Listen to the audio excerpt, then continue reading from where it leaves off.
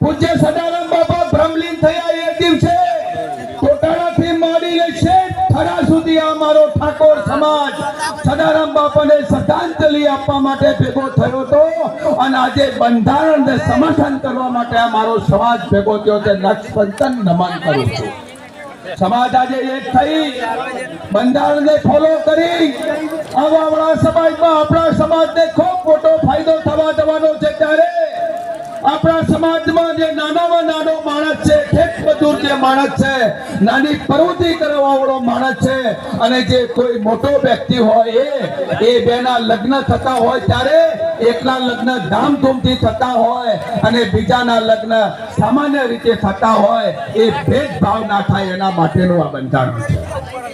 આ બંધારણ આજે બધા સ્ટેજ પર બેઠેલા સમાજના શ્રેષ્ઠીઓ ધર્મગુરુઓ આ બંધારણને બધા ફોલો કરવાના છે. આજે એમનો દીકરો હોય, મારો દીકરો હોય કે એમનો અન્ય દીકરો હોય, આ બંધારણને ફોલો કરવા માટે આજે એમને જે નિયમ લાગુ પડે એ નિયમ તમને લાગુ પડે અને એ જ બંધારણ કહેવાય સાહેબ.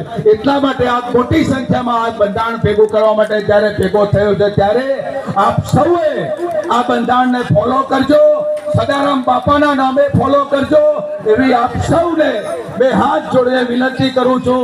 જય સદારામ બાપા.